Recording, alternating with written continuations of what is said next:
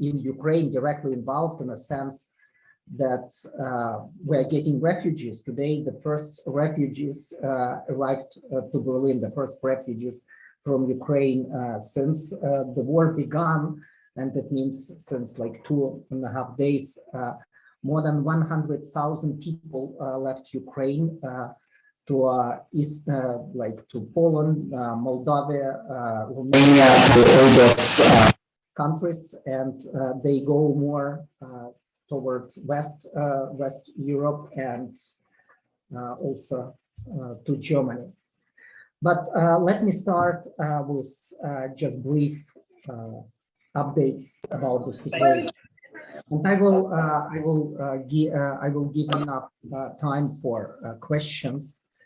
When you will be ready to ask a question, you will just need to raise the hand. So please keep your microphones muted, and Mark is going to help you to keep your microphones muted because it's pretty many of us. It's at the moment 142 devices switched on and connected.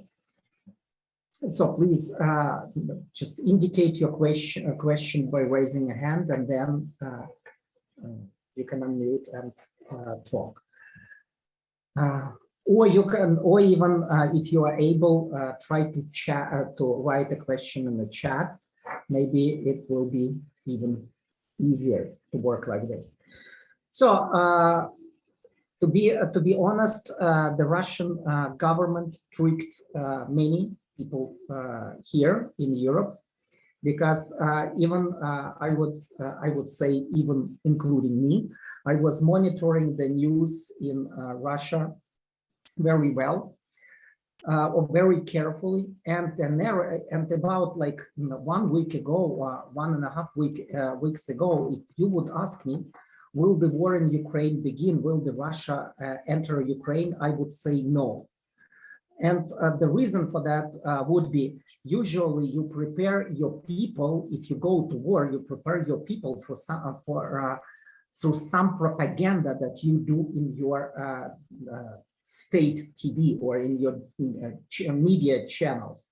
So Russian narrative was actually for weeks, if not for months, that US administration as well as Europe, they're just exaggerating. It's funny saying, it's just like circus what they're doing. Russia is not going to attack.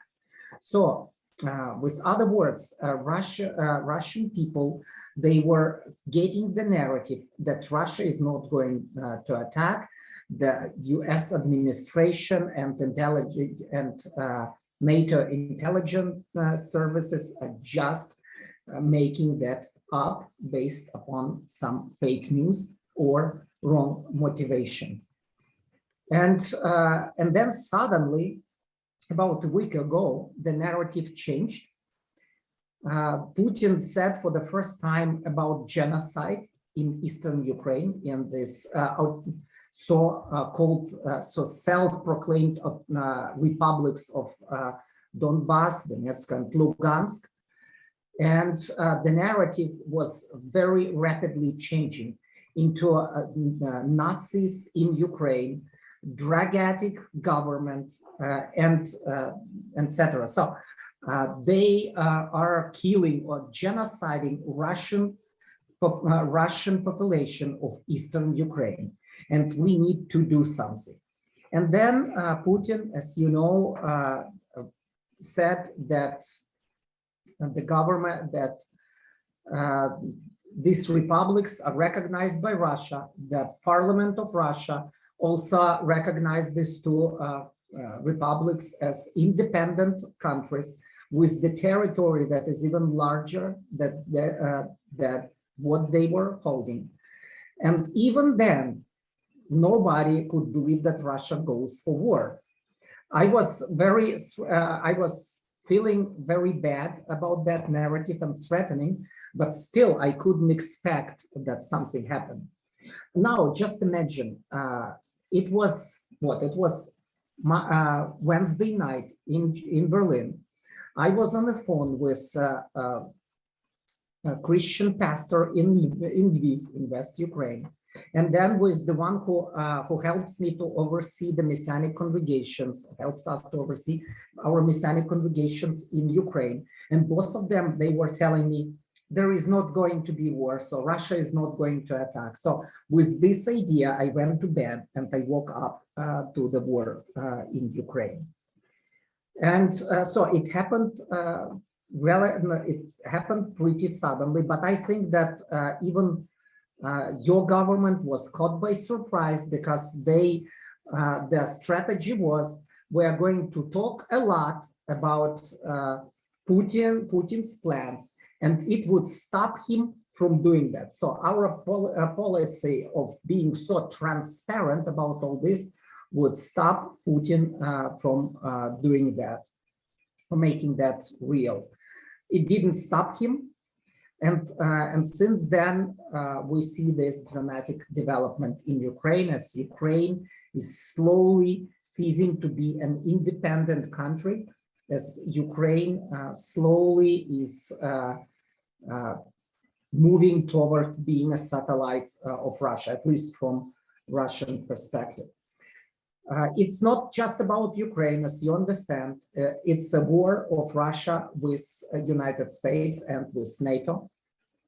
And Ukraine would be much less of significance for Russia if not its ties to United States and Western Europe or European Union.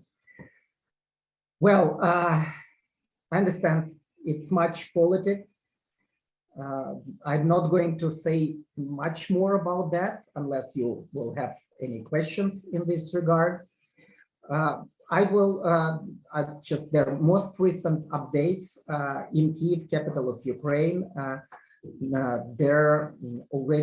There are some explosions. Russian military is trying to get this city.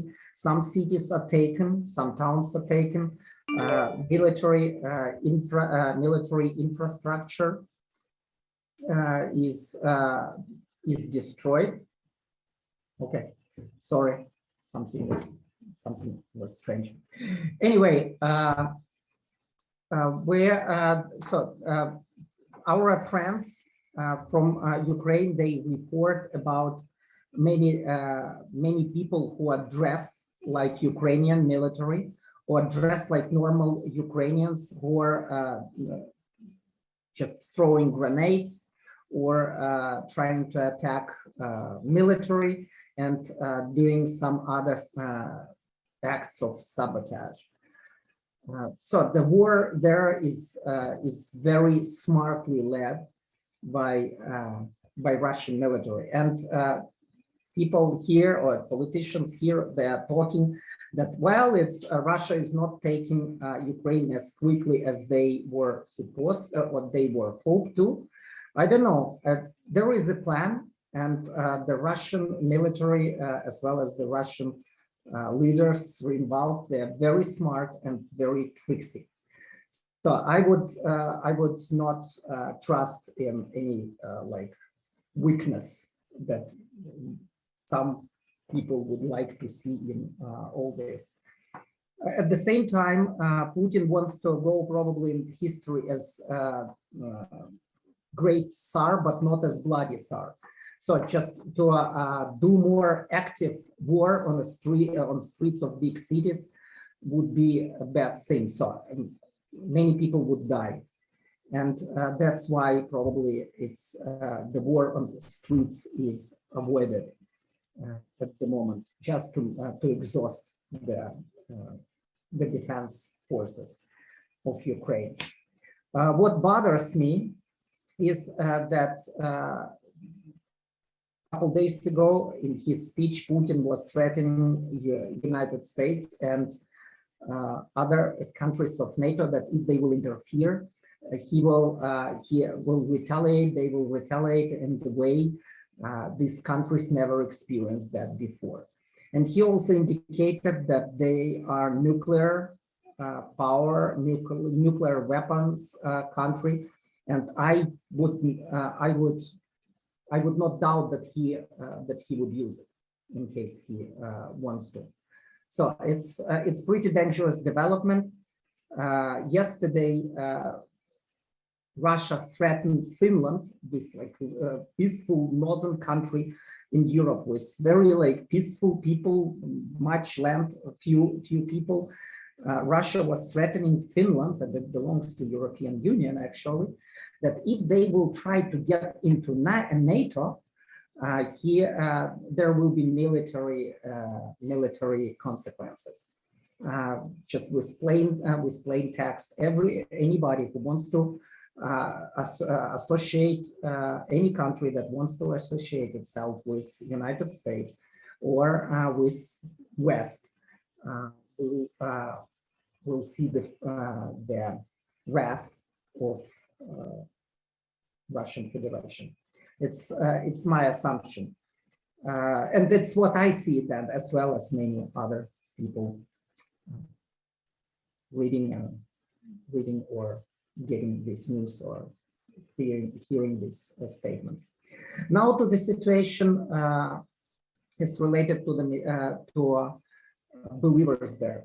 I was asked, is it good for Christianity or not, for the Christianity in Ukraine? I mean, if it would get under Russian control. I would say it's not good for Protestant Christianity, for non-Russian Orthodox Christianity. The official religion of Russian Federation is Russian Orthodox Church. Putin supports this church supports him, and other Christian denominations are not considered as fully legitimate. So they are tolerated, but they are not as legitimate as Russian Orthodox Church. Ukraine is the country that has very strong like evangelical community, be it Baptist churches, Bible churches, other types of free churches, including Pentecostal, charismatic churches. The official church, so government-affiliated church, unofficially, but government-affiliated denomination was the Baptist Union of Ukraine. So actually, I would say that it's almost like the main religion or the main Christian denomination of Ukraine is the Baptist Union. It is going to be very dramatic for Christianity. There are rumors, and I don't know if I could confirm it or not, but there are rumors about the list of those Russian government wants to detain, to in jail, and maybe even to kill after they conquer Ukraine. And there on this list it's said that it includes also many Christian leaders and church pastors of Ukraine. For Christianity, for the evangelism, for the gospel presentation, and for sharing the gospel, and it's not a good development.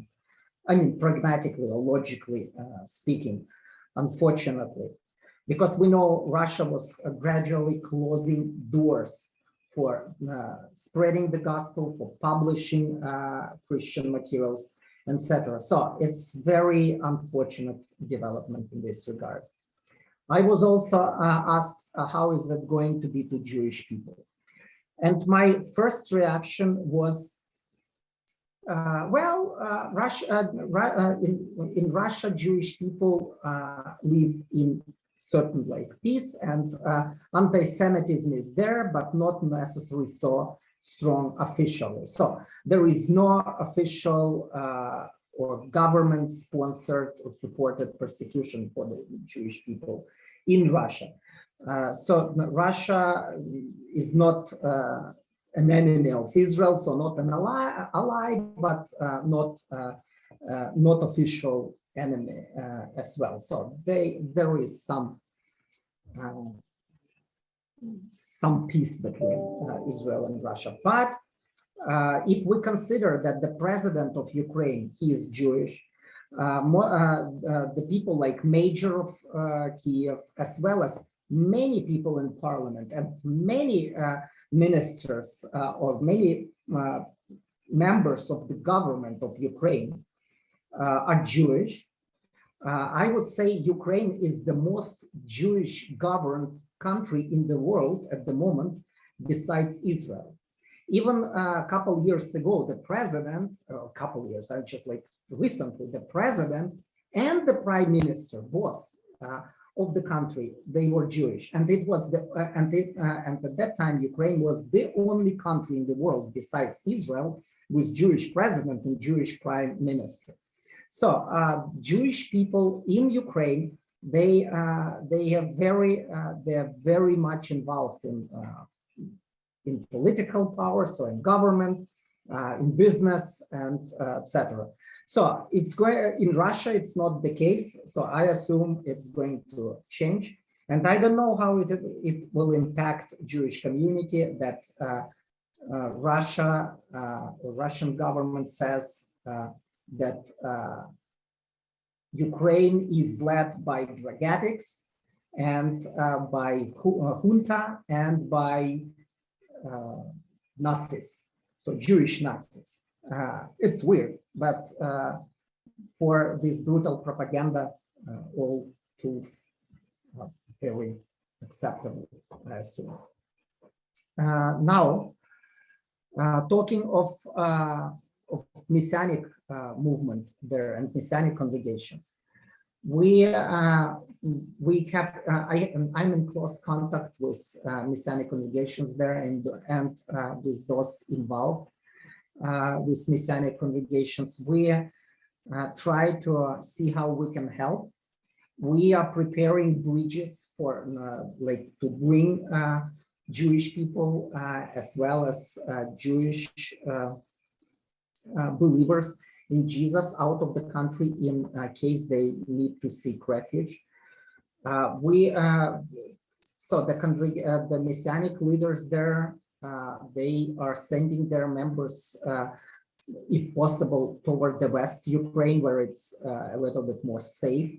And from West Ukraine, they can cross border to the Western Europe. The expectation is we are going to have about 2 million refugees from Ukraine coming into the European Union. And as our ministry here, we try to get ready. We, since Thursday, since the first day it started, we are very actively preparing the ways for to help people in Ukraine, to help refugees, particularly to Jewish people and Jewish believers in Jesus, because it's our focus group. We work close together with many other church denominations and Christian and secular humanitarian aid, as well as refugee organizations, and see how we can help.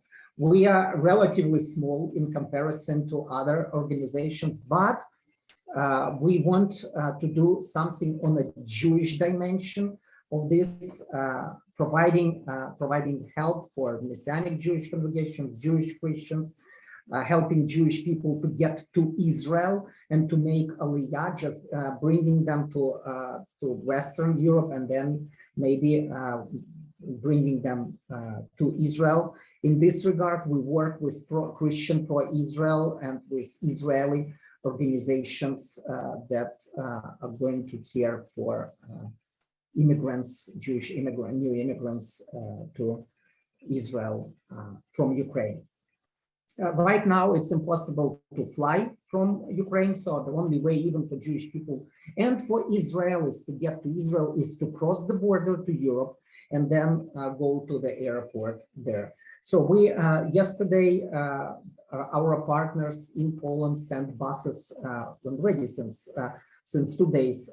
There are buses going toward Polish border, getting Israelis from there, bringing them to Warsaw, with also an option to fly then back to Israel. It's much work, it's much ministry, Besides, we are now arranging going to the refugee camps and do ministry of emotional help, emotional support, psychological help, and counseling, also sharing the gospel by that, because Jesus is the only hope. Jesus is the only Prince of Peace. We want to bring the comfort that the Holy Spirit can bring, especially to the refugees in this situation. So our strategy that we developed is we are going to try to help everybody, but we also will identify ourselves as those who minister to Jewish people, and Jewish people will see it and will make them recognizable to us. So we will try to help them in a Jewish way. We formed an emergency team here in our ministry organization, and our staff is very supportive. Everybody wants to be involved. We have already a number of people in Germany who are willing to host refugees in their houses for a season. We have many people who are ready to go with us to minister to people in refugee camps, be it in Eastern Europe or here in Germany. So I think I talked enough for now. Now I'm going to probably receive some of your questions if you have any. I'm sure that you do. So let me see. If you have a question, raise your hand, please, for me to see.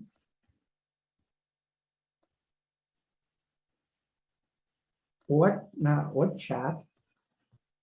Okay, so I see some hands. So let's start. Sam Wang, would you say? Shabbat Shalom, Rabbi. Can you hear me? Yes. All right. This is Sam Wang. I'm in Dallas, Texas. We made it's Chaim congregation several years ago.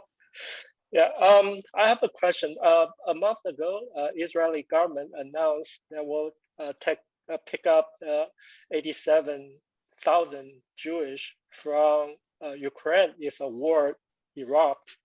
But I haven't heard the action from the Israeli government so far. Do you know anything about that? Yeah. Yes. So last week, Israel, as the United States said that Americans should leave Ukraine as soon as possible. Israel did the same. Israel asked Israelis to leave the country, and Israel asked Jewish people to immediately immigrate to Israel. Some people did, but the majority did not. Now it's very complicated. There are no flights between in Ukraine generally. Period. So the airports,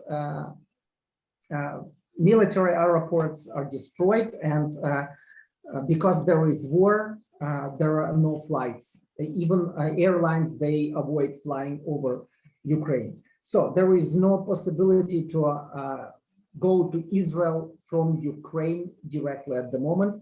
As I said, they need to leave.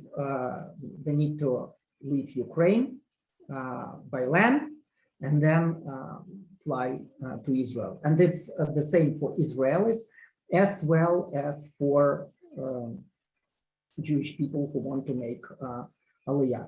Israel is not, it's not possible for Israel to send now the airplanes as well as for Americans. It's not possible to send airplanes to bring their citizens, even citizens from Ukraine, because it would be considered as hostile action and would be retaliated by Russia, or it's very dangerous and threatening. So The only way to leave the country is by land. All right. Thank you, Rabbi. Pleasure. John McDonald. Let me unmute myself. Can you hear me? Yes. Okay. You sent Ryan Huckel a communique, an email that included a link to a PayPal account where people could support your efforts. And before I sent that out to our marathon class last night, I checked that link and that did not resolve to an actual account. So I'm wondering if you could resend Ryan a corrected email with the correct PayPal account number, please. Absolutely. We'll do it. Mark will help me with that. And also, if you want, I appreciate this question and I appreciate your desire to donate for this aid fund.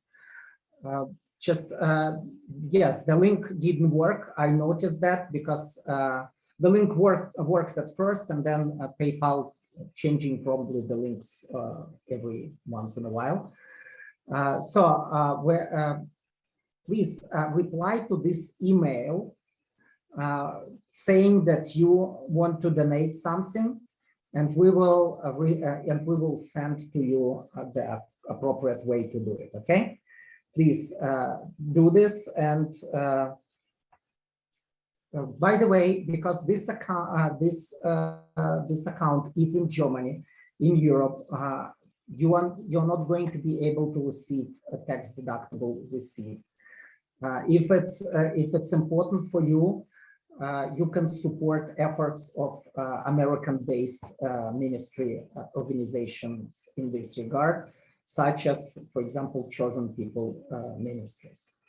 Okay, but if you want directly support what we're trying to urgently and very quickly, because everything develops very quickly here in Europe, and tax deductible receipt is not important for you at the moment, you can use our account as well. Okay, other question? Oh, okay, Victoria. Unmute yourself and you can speak. Okay, I didn't realize I could unmute myself. Thank you.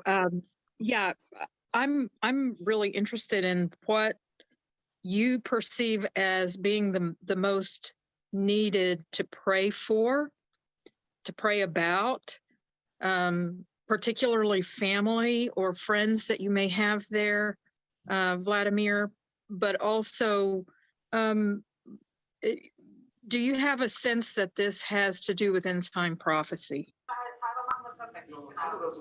Well, it's a great it's a good question. I asked this question myself several times, asking all the time actually. The end time prophecy deals with Israel, first of all.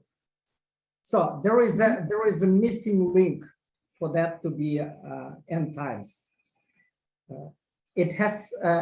Israel has to be involved. Also, end times are related to some attempts of peace, not attempts of war. End times are related to people saying that we are in such a nice peace.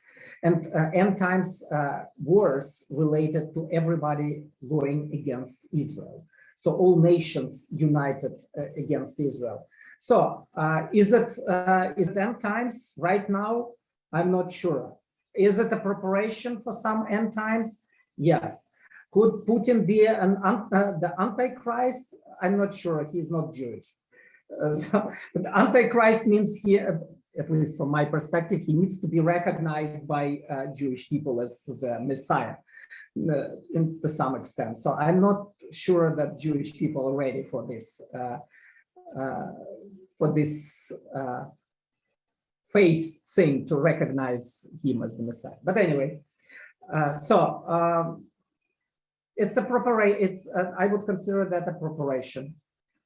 as well as diseases or sicknesses like COVID and everything related to that. We are entering some interesting time as we prepare slowly, but faster and faster. We're getting prepared, or the world is preparing for the Messiah to come back. So it's sure to come back. Okay. And how about your family and friends? My family, my entire family is outside of Ukraine, so they left Ukraine long ago. My parents live in Berlin, but my wife's Ina's family, uncle and cousin and some other relatives are still there, as well as I mentioned, like every fourth on our staff in Germany has family, relatives, and even parents in Ukraine. So everybody is, even here on our team, is desperate, but we try to set apart the desperation and just look at the Lord and do the best we can. And certainly we pray a lot. And I want to encourage you to pray for Ukraine, and we will before we end. Okay, thank you. Let me look at some questions online, if there are any. So, question: how can we help your ministry at this time? Thank you for this question. It's probably first, and it's well, it may sound very simple, but it's very important. Pray. Please pray for Ukraine. Please pray for human life to be spared there, for people not to die, as you saw in my email, and also pray for wisdom and God's guidance and strength for us as we try to do that. This last couple of days are very emotional for me, but at the same time, I'm sleeping too little, because I'm constantly on the phone with somebody involved in something so urgency of the situation. We need to respond accordingly. So please pray for me, pray for our staff here, pray for God's guidance. By the way, on Monday, I'm booked to fly to Dallas Theological Seminary for what we are doing there with Jewish studies. I'm still planning to come if nothing substantially changed. But even while in Dallas, a significant block of my time will be dedicated to leading the team here in Germany in this ministry. How can we donate to help? There was a question I already mentioned. Please just send us an email if you intend to donate. Please send us an email, and you will receive a link from us. Okay. So understanding this, do you see the war as a spiritual battle first and foremost, giving the Jewish concentration in Ukraine's government? Well, it's a very good question. I haven't thought about it, but I see much sense. I think that it might be very, very true. Every such war and every such impactful event is, to some extent,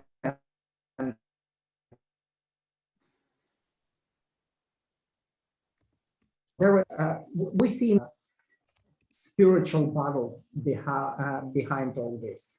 Yes, I see it's an attack against those who love the Lord, and against to some extent against his chosen people Israel. And I don't blame, but please understand me correctly, I don't blame Russian people for doing that. Not at all. I have many Russian friends in Ukraine as well as in Russian Federation. It has nothing to do with Russian Russian people and as not good people, but the government there is getting more and more insane, and it bothers me. And the propaganda there is getting more and more like Goebbels or Nazi propaganda. I would say it's even more brutal now than it was in Nazi Germany. Vladimir, what are you hearing about protests in Europe? I mean, in Russia by the people, and we're hearing some of that. And yes, it's impossible to protest, and today Russian government announced that the word intervention, like what to call this a war or aggression, is criminal. So now it's a peacemaking action, peacemaking operation, what Russia is doing in Ukraine.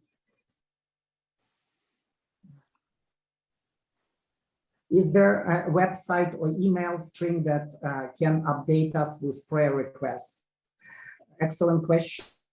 We just started such string in German language. I would let our team know that we need it also in English. Thank you for making me think about it. By the way, do you know that do you know platform Telegram? It's possible there to do a channel, like news channel there, and it's for free. We're using Telegram here in Germany for that. So, Richard, you raise a hand. Yes, thank you. Do you hear me? Yes. Looking at the map and listening to the news, I see the country of Belarus under Russian control.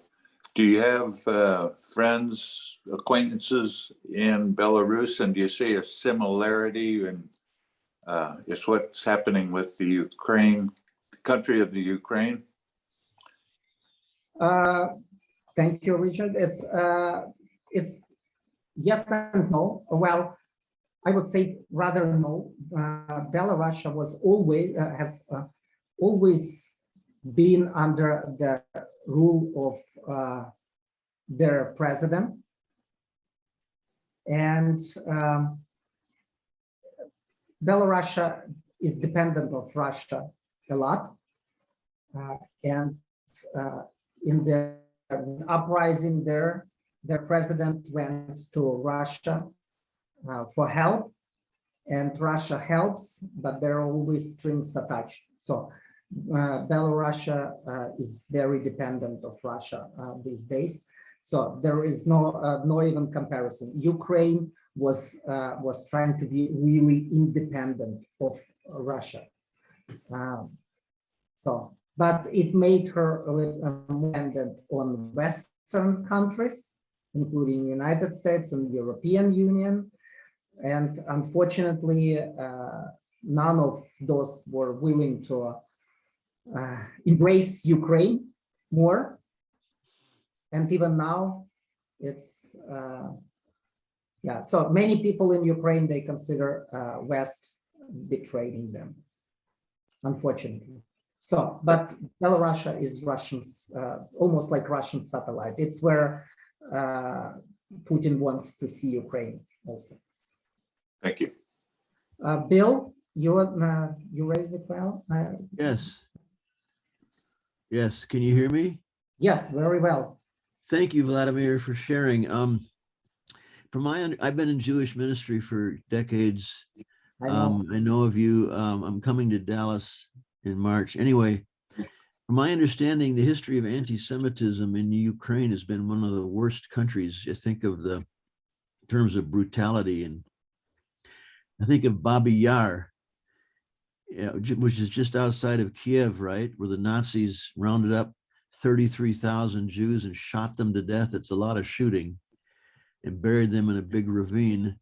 And some of the anti-Semitism in terms of the torture and brutality, I think that I've read has been the worst in Ukraine for centuries. Is that your understanding of anti-Semitism in Ukraine?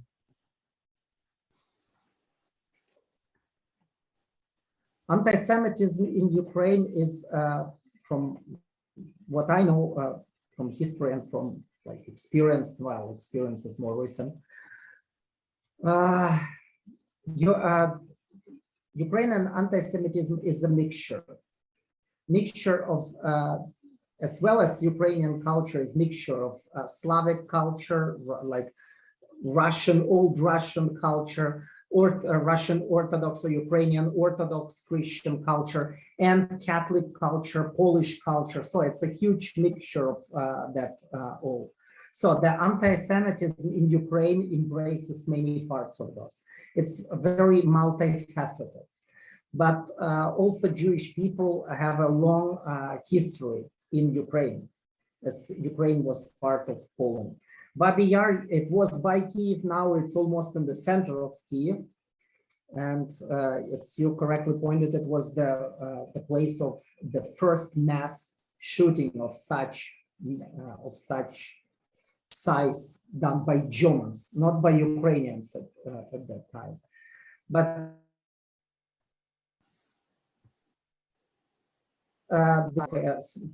bloody pages, sorry, in Jewish history written in Ukraine, be it by Ukrainians as they were fighting against Poland, be it by Polish who were fighting against Russians, or by uprising against communist regime, or in anarchic times after October Revolution, socialistic revolution in Russia, or during the Stalin time.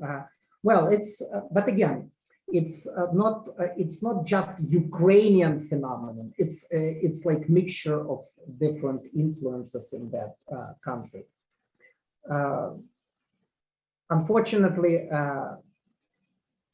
Russian and Orthodox or Christian Orthodox Church is anti-Semitic replacement theology, anti-Semitic in many ways, traditionally, historically, and it influenced countries like Russia and Ukraine in this regard. Big deal. Besides, as Russia, as Kingdom of Russia, at that time, Kiev Rus, so Kiev Russia, Ukraine was actually like Russia came out of Ukraine many years ago. That's why Putin thinks he's, was struggling with Khazars. And Khazars, they embraced Judaism. Some even think that they were Jewish themselves. So they were sort of like oppressors of those Slavic people many years ago. And the church was, the Orthodox Church was impacted by that. So probably, well, it's a whole story about the roots of anti-Semitism in Ukraine and Russia. But thank you for. Thank you. Yeah. Stan? Yes, thank you. I've heard from a couple of different sources about the Ukrainian government, the leaders in Ukraine being involved in the New World Order, cabal, child sex trafficking, and these types of things. One of the sources was from someone who was actually in Ukraine. Do you know anything about that? What are your thoughts on that? That the government was involved? Yes, the leadership in the Ukrainian government are involved in New World Order, cabal stuff. I would say that it's fake news, very much so. I have never heard anything like this from people I know, that they were affected by that. I don't know, you said, Stan, that you know somebody who was directly involved. I don't know. I just like, I know that these news were distributed on the channels that even don't belong to Russian propaganda directly. I mean, not officially, not governmental media. I don't know them personally, but they said that they were part Ukrainian, part Russian, kind of neutral, both sides, but just trying to express, what their thoughts were about the situation that's going on there and what was happening in Ukraine. So, I mean, I don't know them personally, but just.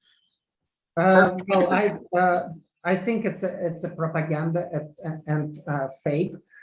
The government in Ukraine, but also in Russia, is very corrupt. Well, with other words, corruption is part of the culture, part of the governance there. It's cultural phenomenon. It's just the way things go. So if somebody would tell me Ukrainian government is corrupt, I would say, or there is a corruption, and no, corrupt is too strong a word. That there is a corruption in Ukrainian government, I would say, yeah, sure. In Russian government, absolutely. So it's just like, it's just normal. I mean, from Western perspective, it's very much corruption because it's part of the culture. But the things that you just mentioned, it would be no, I don't think that it's the case, but I might be mistaken. But at the same time, we need to understand when Russian propaganda says that this government is self-proclaimed government and it's like a junta that got to the power, it's absolutely wrong, because the majority of Ukrainian population elected this government during the very correct, internationally recognized democratic election. So it's not a government that come there by force. There were several parties and several options. So it was a democratic election that was absolutely legitimately won by Zelensky as the president and by and the parties of the parliament, the same as it works in other democratic countries.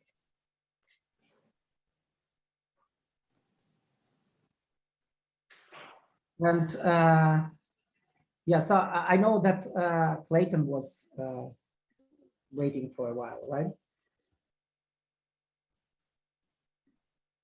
Go ahead, unmute Thank yourself. you. Thank you. I had to get myself unmuted there. I'm right now currently in Arkansas, United States. Thank you for doing this. The question that the gentleman just asked, that Stan just asked, that this government that's currently involved over there is one world government, all that stuff. Well, we are United States. We have a rogue government right now, as far as I'm concerned. They're illegal. This was an illegal election, and they're corrupt. So we have a corrupt government here, and if our government here is supporting that government there, well, that tells you that we are dealing with one world government corruption across the board right now. So I just thought I'd kind of throw that thought out there. That okay, Clayton, I don't know about that. I will leave it like it is, but I hope that with all political disagreements, I hope that your government not in such a bad shape, as well as I mentioned, as I said, that that Ukrainian government, there is no evidence that it was, or no investigation, no evidence that it's the case. However, maybe the time will show that there were some crime in this government, but it was legitimately, officially elected government, and nobody has a right to come within armies to take this government down just because of any news that somebody hears somewhere. Let me react now to some questions that are asked in chat. Do we need to be aware of and careful of any future cyber attacks for the financial links to give to the Ukrainian people for support? Probably. That's why we are trying to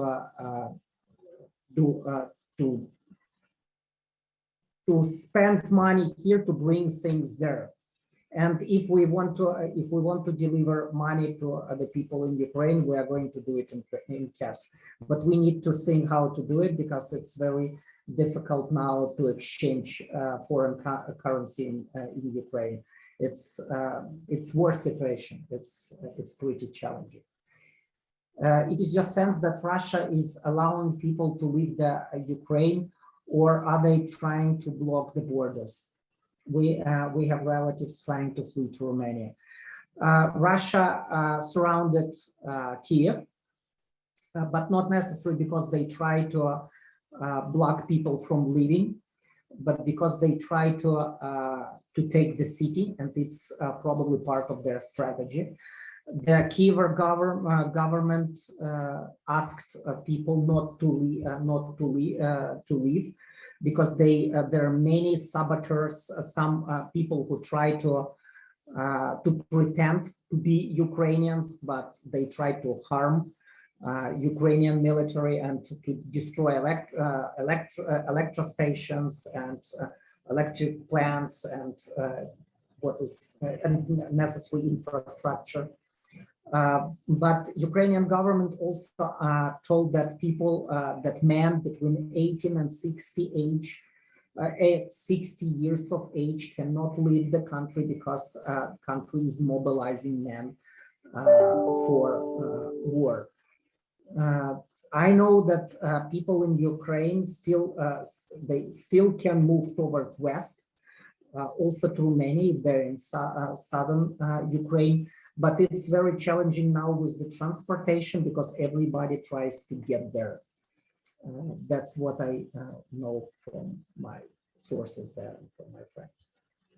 So can you summarize the history of anti-Semitism in Ukraine, perhaps especially? Well, not over 1 or 2 minutes. So it's just like, but we will do it if God allows. Thank you for this question. Sorry that I'm not able to answer this question right now. So there is information that Putin is ill and that he's mentally impaired. He's irrational. What do you know? Well, Putin, Putin is not like with the US president, that you know everything about him. In Russia, it's very dangerous to tell anything about Putin or investigate anything about him. You can be killed if the news will go out somehow. So have you heard any scandal about his daughters or sons-in-law? Do you know about new marriage of his former wife or something like that? You don't hear almost anything about that, because nobody dares even to come close. So you're asking me if he is ill. I have no idea, and those who know, they would probably not say it tell it to anybody, because they want to stay alive, you know. But anyway, I'm exaggerating a little, but I'm just trying to tell you that there is not much known about Putin, about his personal life and his health condition, and etc. Okay. Is there any psalm or Bible reference that you are using or referencing to while praying for Ukraine? Thank you. Thank you very much for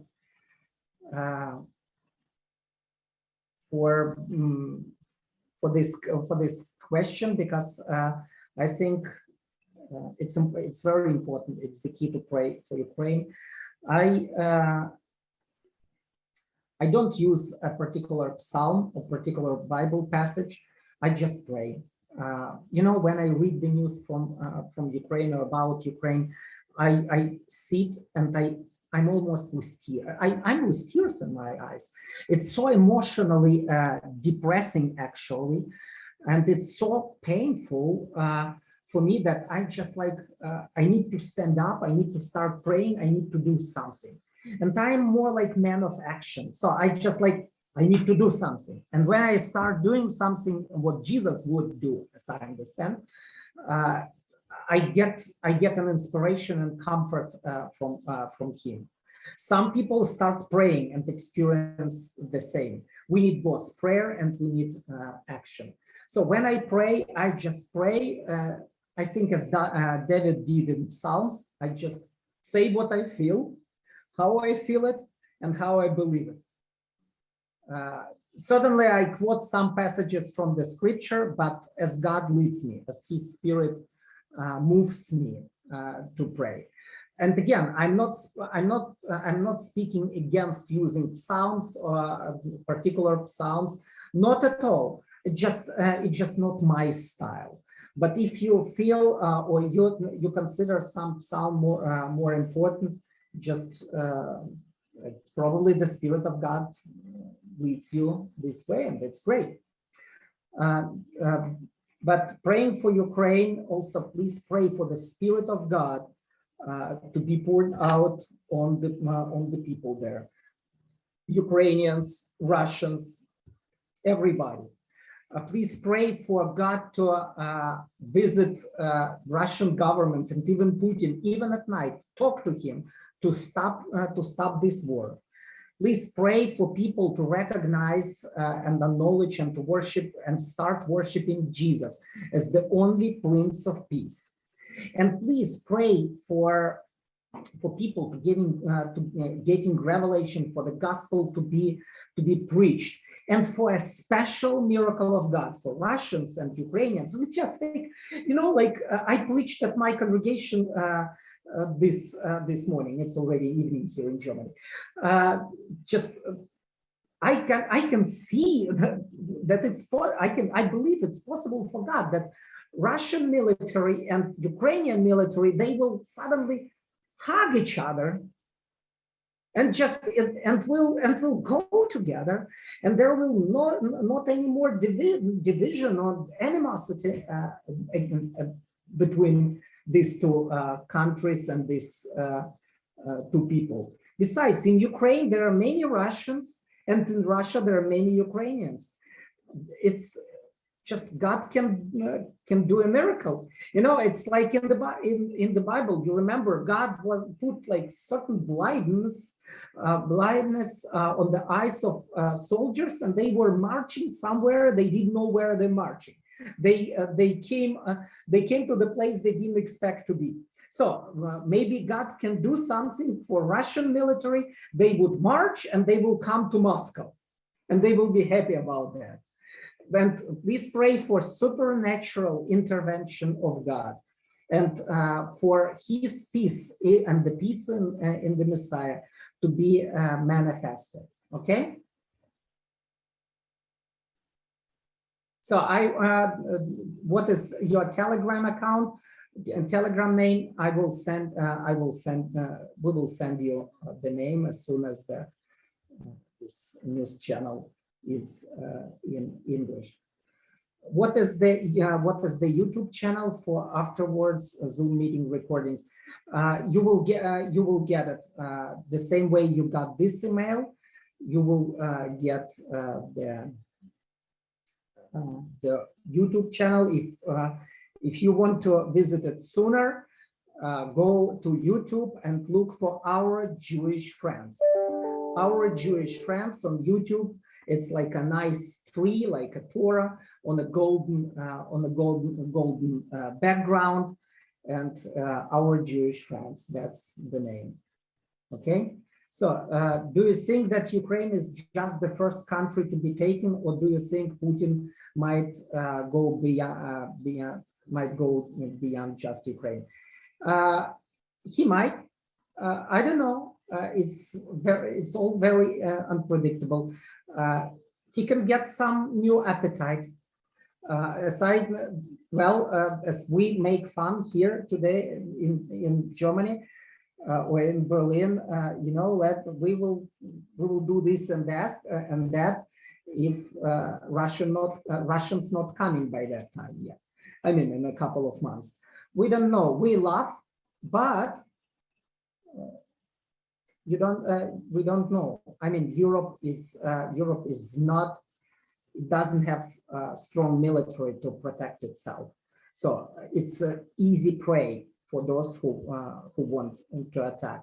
In fact, the only military that is capable to stand hold of Russia and China is US military. So in Europe, we are heavily rely on United States military for protection. I've been in DTS for years and have several friends who teach at the seminary in Kiev. In Russia, if Russia takes over, will the seminary be able to continue its work? Yes, I know. Also, several people teaching there in several seminaries. I think that, well, I don't know. I don't have any prophecy about this, and you need some prophetic spirit to predict. But I would say Russia, at first, if they take over Ukraine, they would try to be nice. It's what they did in some other parts of the world, but then they will slowly just get more and more aggressive toward their values and what they want to achieve. What is the best way to send monetary assistance? You will ask for the link, please, and we will get in touch. So there have been economic sanctions against Russia, but what political actions can the UN, EU, or NATO to do to end this invasion? Well, it's too late to do something, to do anything on a like NATO side or military side, because nobody is ready at the moment or willing to start the Third World War.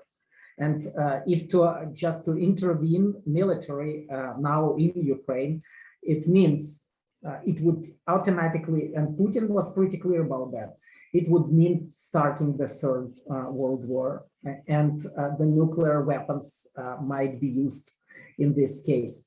And nobody is ready to do that.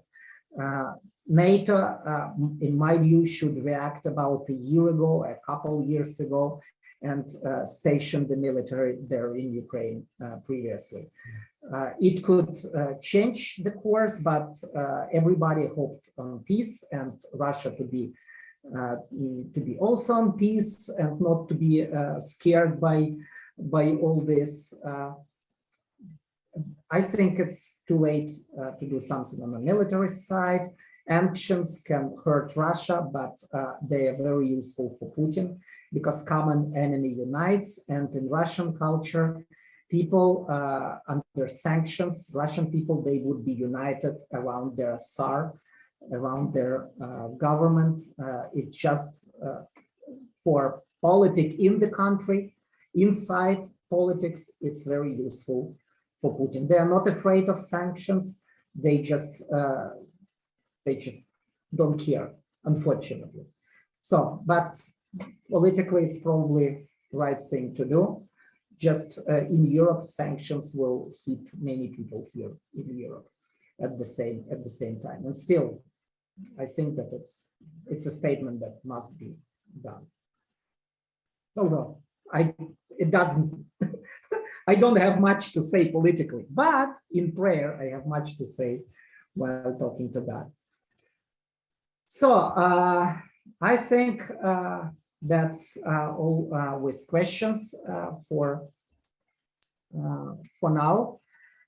We will keep you updated, and I hope to have another Zoom soon. But if you don't mind, I want to pray with you briefly. Okay, let's pray. Father, thank you for being the God of the universe, the God of the history, the God who does history. You are the God who does everything and you control everything. And you are the God who loves. You want to establish peace. And we petition now, we beg you for the peace in Ukraine. Save people there, spare lives. Do your miracle that nobody will be hurt. Spare the lives of civilians and their well-being. Help people in their distress. Give love to the military to stop this nonsense war between the people who are actually brothers and were considered itself as brothers. Please protect people there and do the miracle by touching the hearts of those who are making decisions, speaking to the government of Russia, to Putin himself, speak to the government of Ukraine, speak to the responsible, speak to the world leaders, motivate everybody to stand for peace, stand up for peace, save the country, and create a love and peaceful coexistence between Russian people and Ukrainian people, be it in Russia and be it in Ukraine. And we ask your special outpour of the Holy Spirit on all the people there. May they cry out to you and you will respond. You will respond by sending your spirit, by explicitly showing the love of yours in Yeshua HaMashiach, in Jesus the Messiah. We ask that you will not just give the life or to keep people alive in the current circumstances, but you will use this situation for many people to receive the life eternal in Jesus. And we ask your special blessing for the Jewish people. Protect your chosen people, Israel, there in Ukraine, and use it for your glory and for the glory of the Messiah. We pray for the Jew first, but also for all the nations living there, for all the peoples. And please use us for your glory as we try to be your testimony for the people of Russia and for the people of Ukraine, with our words and with our deeds. Let us remember to pray. Let us remember to minister. And please guide us according to your will and show us what we can do for the peace in Ukraine, for the peace in Jerusalem, for the peace of Russia, in Russia and United States and in this world. We know the troubling times are coming, but still we're not ceasing to pray for your peace because we love people and because we love you and because that's what Jesus will do. To pray for people, to save people. Bless Ukraine, bless Russia, and bless your people, Israel. In the name of Jesus, the Messiah, we pray. Amen. Thank you for being with me, and I appreciate it. I appreciate it highly. Send me just any questions, or if you want to be in touch, please get in touch with me. Yes, thank you. And God bless you. Shabbat Shalom. Thanks, Vladimir.